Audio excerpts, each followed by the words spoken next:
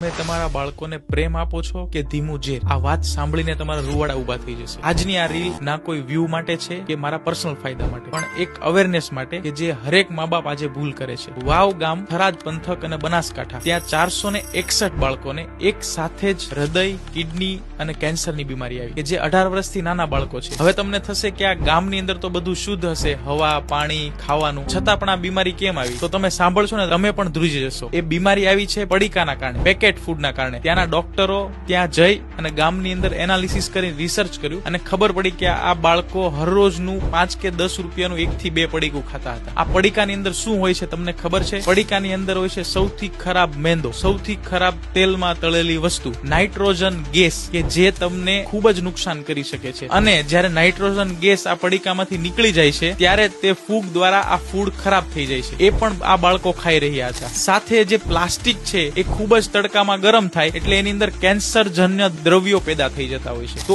આ છે મેઇન પડીકા, જે તમે તમારા બાળકોને 5 કે 10 રૂપિયા આપી અને છૂટા થઈ જાવ છો અને બાળકોને મજા પડી જાય છે. પણ આજે ચેતી જજો કે જો તમે રોજ બાળકોને પડીકા આપો છો તો તમે આજે પણ તમારા બાળકોને બચાવી શકો છો. જેટલો પણ નાસ્તો બહારનો ખાય છે એની જગ્યાએ તમે ઘરનો નાસ્તો આપી શકો છો. ઘરે બધું જ બની શકે છે. કમસે કમ તે શુદ્ધ તો હશે. તો આ રીલને વ્યૂ માટે નહીં કે કોઈ પણ ફાયદા માટે નહીં, પણ દરેક મા બાપને શેર કરો કે જે રેગ્યુલર પડીકા ખવડાવે છે, તો દરેક મા બાપ એમના બાળકોને બચાવી શકે અને આજથી તે આ સુધારો લાવી શકે. જય હિન્દ, જય ભારત.